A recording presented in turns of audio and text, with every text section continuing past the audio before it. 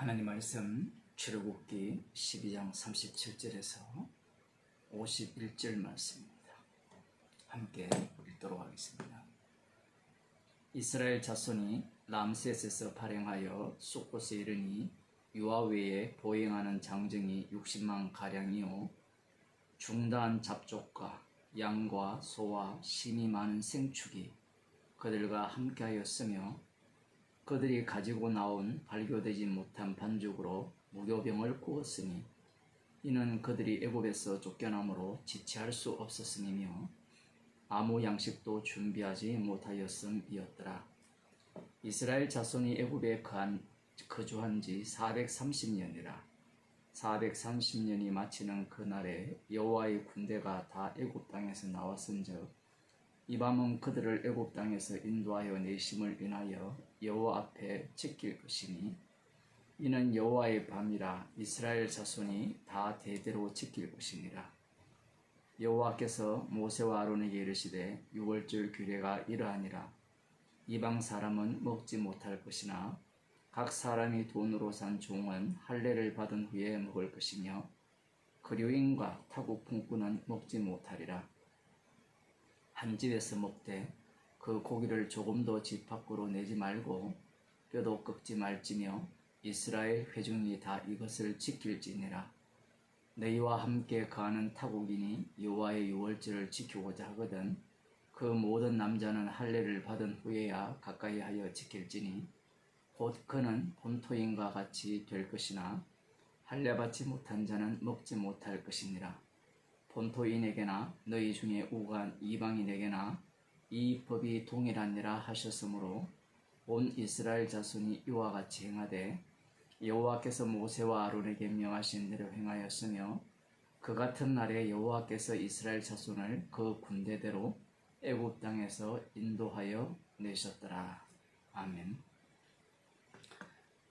아브라함에게 하신 그 약속대로 이제 430년의 그 세월이 지난 이후에 여호와의 밤을 통하여 이스라엘 자손들을 약속대로 애굽에서 구출하시는 사건이 오늘 본문에서 나오고 있습니다. 430년이 마치는 그날에 여호와의 군대가 다 애굽 땅에서 나왔다 이렇게 말씀을 하시거든요. 여호와의 군대를 만들기 위하여서 430년의 그 시간이 필요했다라는 사실이고, 그리고 이 여호와의 군대가 만들어지는 그 때가 바로 여호와의 밤, 그 여호와의 밤을 경유하여서 여호와의 군대가 만들어졌다라고 말씀하고 계십니다. 이 말씀을 통하여 곧장 무엇을 말씀하시는가 하면 그들을 애굽 땅에서 인도하여 내심을 인하여 여호와 앞에 지킬 것이니 이는 여호와의 밤이라. 이스라엘 자손이 다 대대로 지킬 것이니라. 여호와의 밤을 이스라엘 자손이 대대로 지킬 것을 명하십니다. 출애굽 사건은 역사적으로 딱 한 번 일어난 사건이지요. 여호와의 밤도 딱 한 번 일어난 여호와의 밤이었고, 여호와의 군대를 만드신 그 사건도 유월절 날 밤 여호와의 밤에 일어난 한 번만 일어난 사건이었습니다. 그런데 여호와 하나님께서는 이 여호와의 밤을 이스라엘 가운데 계속해서 지속시키고자 한다는 사실입니다. 대대로 지켜라, 여호와의 밤을 지켜라, 여호와의 유월절을 먹어라, 이렇게 말씀을 하셨을 때 사람들이 갖고 있는 생각은 유월절을 기념해야 된다. 우리가 과거에 애굽의 종이 되었는데 그때 여호와 하나님께서 여호와의 밤을 통하여 우리를 여호와의 군대로 만드셨다. 아들들아 알겠느냐? 그걸 가르치는 차원에서 유월절을 지키라고 생각할 가능성이 아주 높죠. 이것은 마치 예수님께서 마지막 유월절을 잡수시면서 나를 기념하라 이렇게 말씀을 하셨을 때 고린도전서 15장입니까? 거기에 나오죠. 사람들이 이 성찬식을 여호와의 죽으심을 기념하는 것이라 그렇게 생각을 하는 거죠. 기념하라는 그 단어에 매여 가지고 주님의 말씀은 성령의 말씀이 되고 성령의 말씀은 친히 주께서 이루어내시는 말씀인 줄 알아야 하는데 성령을 받지 못했으니까 언어로밖에 말씀을 이해 못하죠. 그러니까 기념하고 있으면서 스스로 자기를 찢고 완전히 구약적으로 성찬식을 행하는 모습을 우리가 흔히 볼 수 있거든요. 이번 주가 성찬식이 있다면 술 마시는 사람은 술도 좀 덜 마시고 담배 피는 사람은 좀 절제를 하고 자기를 깨끗이 하여서 성찬식에 참여하려는 그러한 모습을 보입니다. 왜 그렇게 할까요? 죽지 않으려고 그렇게 하는 거죠. 사실은 주님을 기념하는 것은 십자가 사건은 죄인들에게 해당되는 죄인만이 이 성찬식에 참여할 수 있는 그러한 어떤 말씀임에도 불구하고 인간들은 그러한 말씀들을 주님이 이루신다라고 생각하지 못하고 자기가 십자가의 피 공로를 완전히 제거하는 방식으로 성찬을 주님의 죽으심을 기념하는 그러한 모습을 볼 수가 있습니다. 6월절을 대대에 지키라 이렇게 하시면서 여호와 하나님께서 그 6월절 규례를 말씀하시면서 지금 여러 차례 이 6월절 규례에 대한 말씀을 계속해서 하고 계시죠. 아마 오늘 같은 그 아이들에게 뭐 어른도 마찬가지지만 2번, 3번 얘기하면 짜증을 내잖아요. 성경을 읽을 때도 뭐 그게 그거지 이렇게 생각하고 짜증나게 읽을지 모르겠지만 오늘 본문에서는 몇 가지 주목할 부분이 있는데 첫째는 우리가 여러 가지 내용이 있지만 다 살펴보기는 어렵고요. 이 6월절을 먹는 부분에 있어서 그 이스라엘 가운데 거하는 이방인들 안 그러면 이 노동자들, 품꾼들, 외국인들이죠. 종들 이들이 과연 6월절에 어떻게 참여할 것인가 거기에 대해서 지금 하나님께서 율법을 주십니다.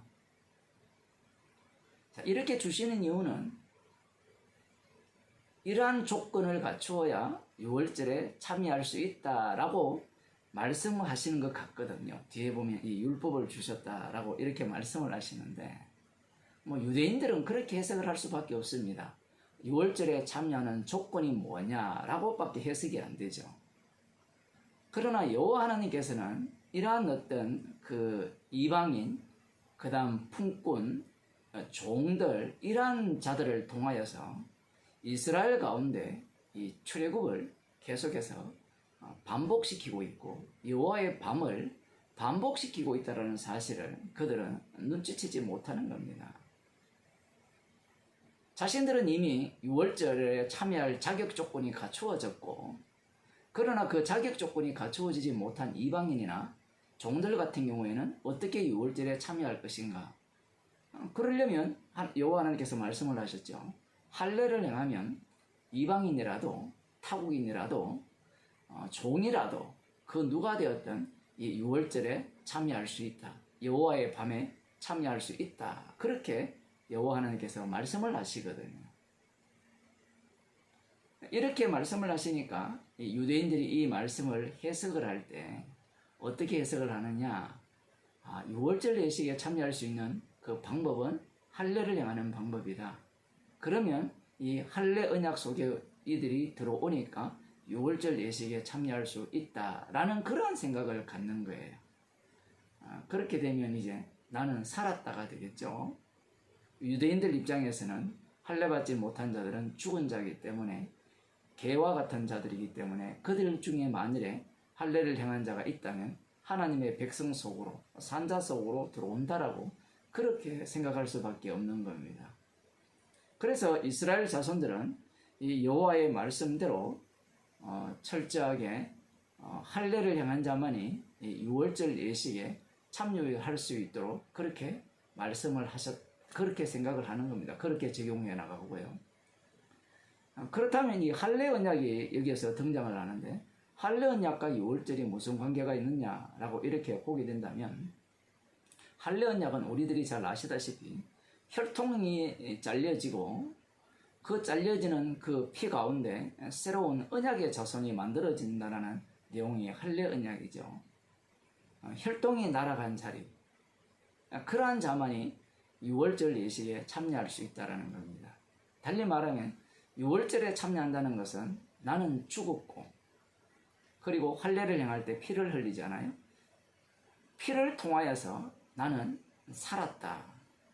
그러한 내용을 담는 것이 바로 할례를 행하고 유월절에 참여하는 내용입니다. 이 말씀의 의미는 이런 거죠. 할례를 행하고 유월절 예식에 참여했다는 것은 나는 죽은 자라는 얘기예요. 이스라엘 백성들은 여호와의 밤을 어떻게 생각하느냐라고 할 때는 자신들이 유월절 어린 양을 잡아서 그 피를 문 입구에 바름으로 말미암아 살았다라고 그렇게 생각을 하거든요.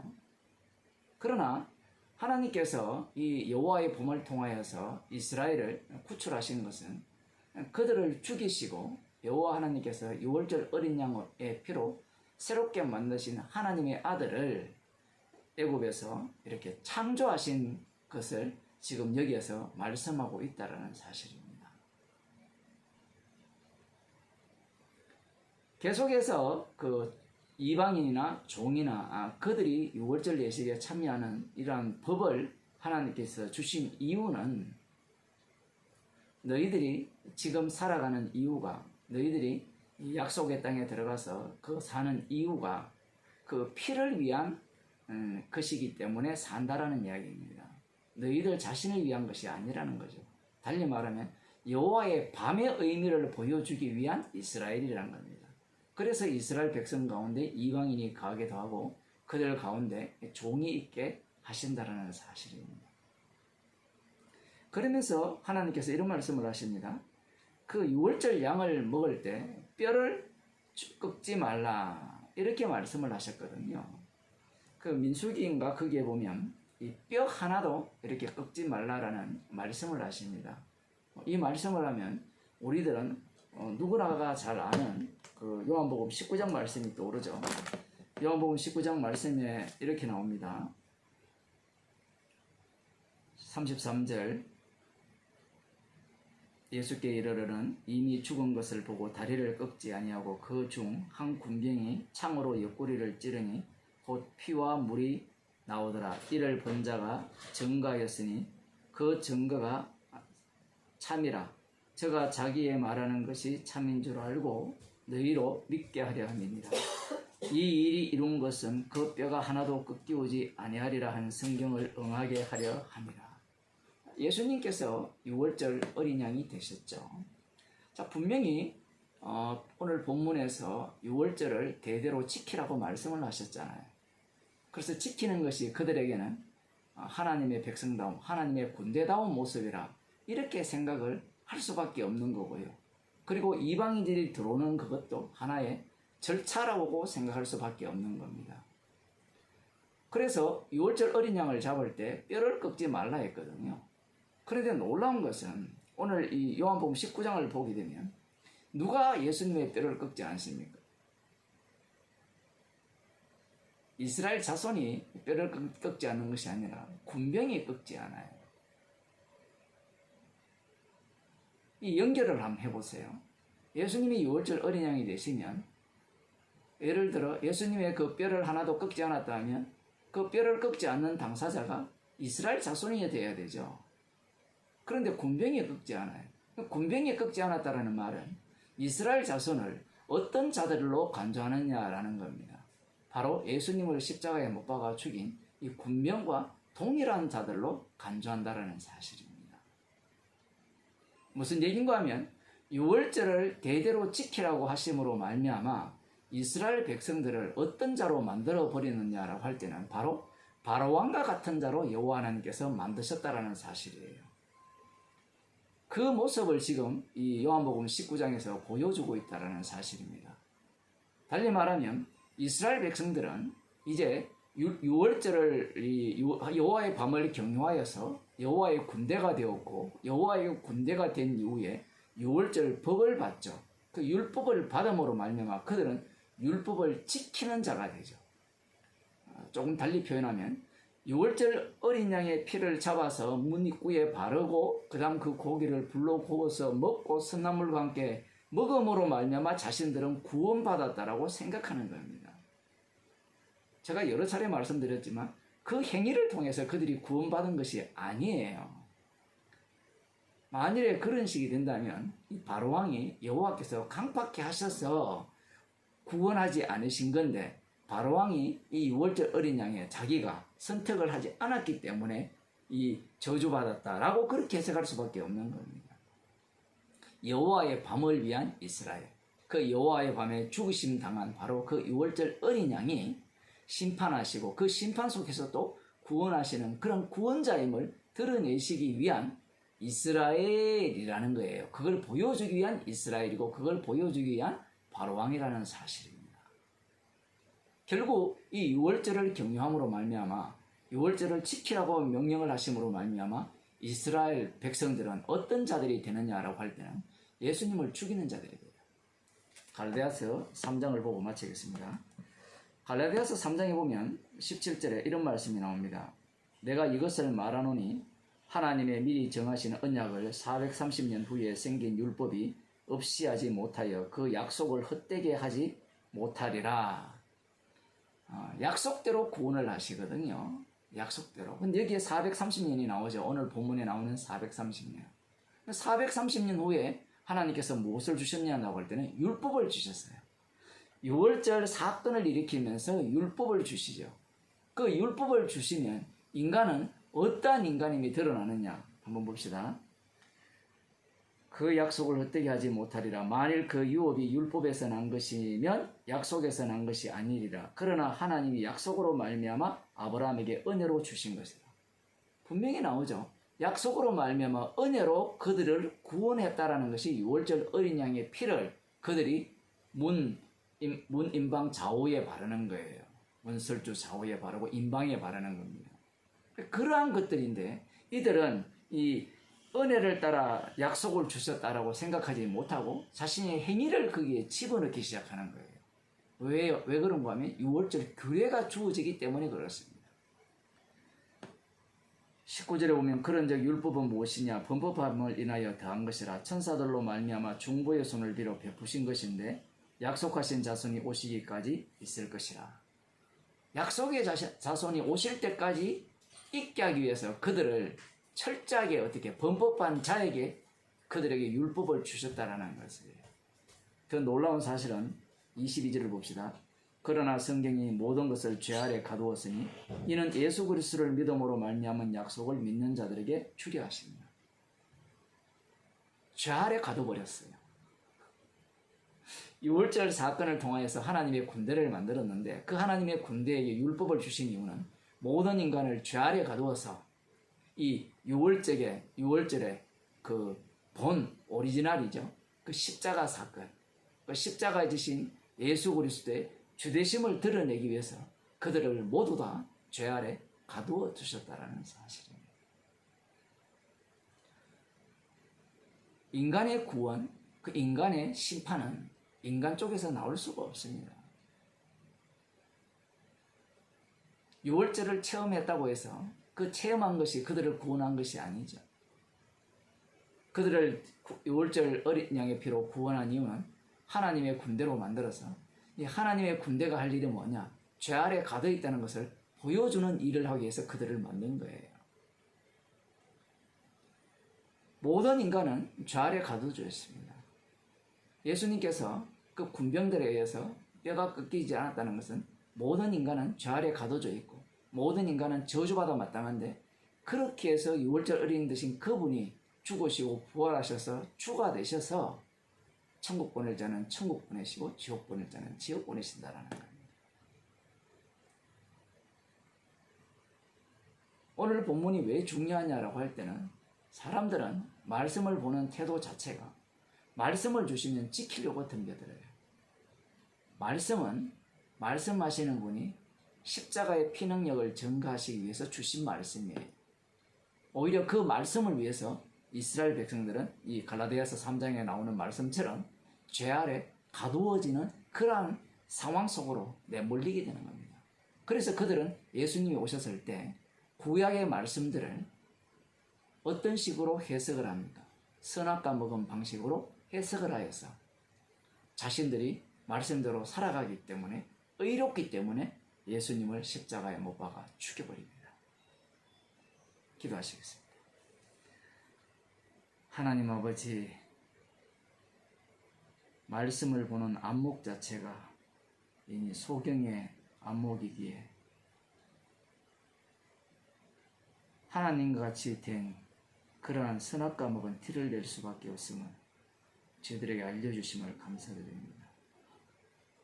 모든 말씀이 6월절 어린 양 대신 예수 그리스도의 주되심을 드러내기 위한 말씀이며 주님의 피 공로를 자랑케 하기 위해서 우리의 행위로가 아니라 주님의 피 능력으로 의롭게 하셔서 날마다 우리의 인생을 죽어 마땅한 자로 살아가게 하심을 감사드립니다. 우리의 몸 자체가 주님의 피 공로만 증거하는 생명이 나오는 몸이 되게 하여 주옵소서. 예수님 이름으로 기도드리옵나이다. 아멘.